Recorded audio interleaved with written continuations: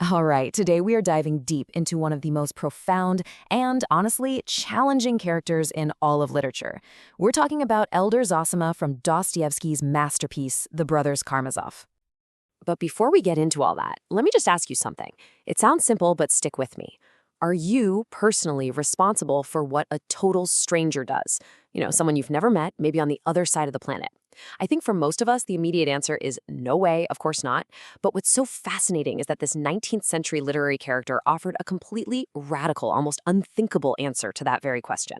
And, really digging into his answer, it might just change the way you see, well, everything. So to even begin to understand Zosima's pretty wild ideas, we first have to get a handle on the man himself. His life story is this incredible journey of transformation, basically from a sinner to a saint. Now, Zosima isn't just some wise old monk sitting in the corner. You have to understand, in a novel that is just wrestling with these huge questions of faith and doubt and the meaning of it all, Dostoevsky positions Zosima as the moral and philosophical anchor. He is the answer to the book's most powerful arguments for atheism. That means his words carry the entire weight of the novel's central debate. But here's the thing. Zosima wasn't born this way. Not even close. In his youth, he was a soldier, totally driven by pride. He even came just moments away from killing another man in a duel over nothing. And it's this past, this direct experience with his own darkness, that makes his wisdom feel so real and so powerful. He earned his inner peace. It wasn't just handed to him.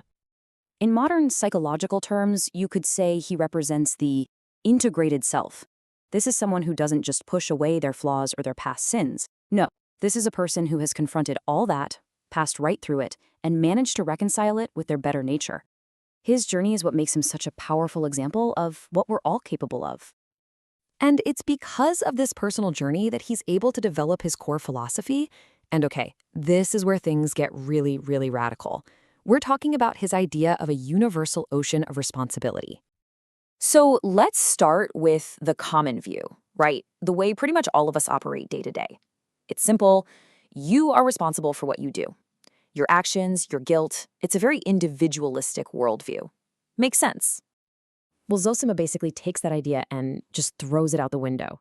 He preaches something called universal responsibility. This is the belief that all of us are so deeply connected that we actually share in the responsibility for the sins and the suffering of every single person on this planet. Just let that quote sink in for a second.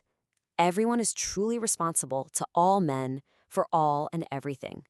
For Zosima, this is not a pretty metaphor. He means it literally. It's a fundamental truth about reality. It means my personal failings somehow contribute to your suffering, and your small act of kindness helps heal a total stranger thousands of miles away. And the way he explains it is with this beautiful metaphor of a giant ocean. Think of all of humanity as one single body of water. Now, any action, any thought, good or bad, is like dropping a pebble into it. The ripple it creates doesn't just stay in one place. It spreads out, and eventually, it touches every single part of that ocean. We are all, quite literally, in it together. Okay, so if we're all connected in this universal ocean of love and responsibility, what does that mean for the opposite? What's hell? Well, Zosima's answer here is just as revolutionary. He says it's not a place at all. It's a state of mind. Forget all the images of fire and brimstone. For Zosima, hell is something purely psychological. It is, and I quote, the suffering of being unable to love. It's the agony you feel when you cut yourself off from that universal ocean of connection. So really, hell is the ultimate isolation. It's a torment you inflict on yourself, driven by pride, which convinces you that you're separate from everyone and everything else. It's the complete rejection of that interconnectedness he talks so much about. In his world, heaven is connection, and hell is the lonely, miserable belief that you're an island.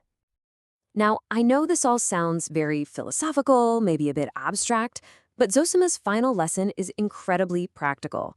It's all about how to actually live this truth. It's about a very specific kind of love he calls love in action. He lays out two different spiritual paths. One is what you might call the path of rejection. Asceticism, punishing your body, withdrawing from the messy world to find God in solitude. Zosima's path is the complete opposite. It's a path of affirmation.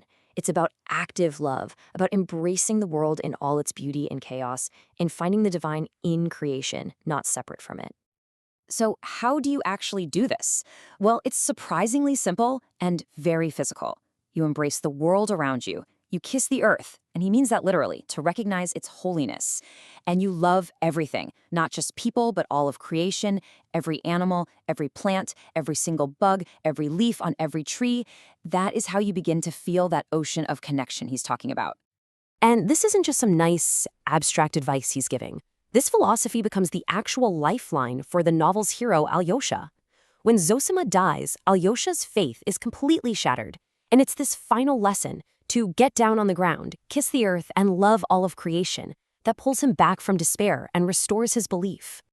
When you boil it all down, Zosima's entire worldview is about a massive shift in focus. It asks us to move away from this lonely, isolating burden of individual guilt and toward this profound and maybe even hopeful idea of a shared, interconnected ocean of responsibility. Which, of course, brings us right back to where we started. If we really are all just ripples in the same ocean, if every little thing we do echoes across the whole of humanity, well, how does that change the way you see the world and your place in it?